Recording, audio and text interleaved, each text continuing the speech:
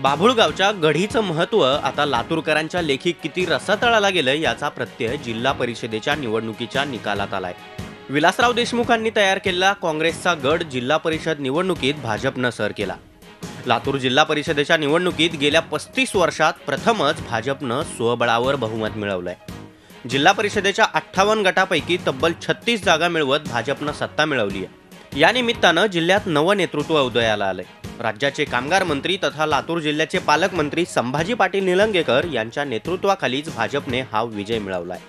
लातूरच्या जनतेचं सर्व भारतीय जनता पार्टीच्या कार्यकर्त्यांकडनं मी लाख आभार मानतो आणि या निवडणुकीच्या माध्यमातून जे लातूरच्या जनतेने जो आशीर्वाद दिला, या आशीर्वादाचा एक विकासाच्या माध्यमातून एक नवीन विकासाची दिशा लातूर जिल्ह्याला देण्याचा प्रयत्न करण्यात येईल।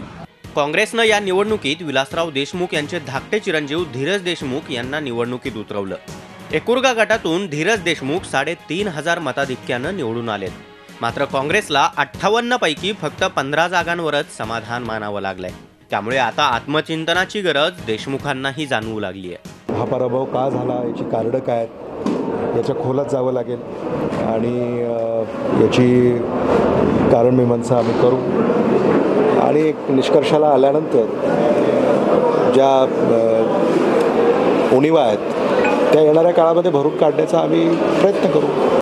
एकूणच लोकसभा निवडणुकीनंतर काँग्रेसचा गड असणाऱ्या लातूर जिल्ह्यात भाजपची विजयी घौडदौड जोरदार सुरू आहे।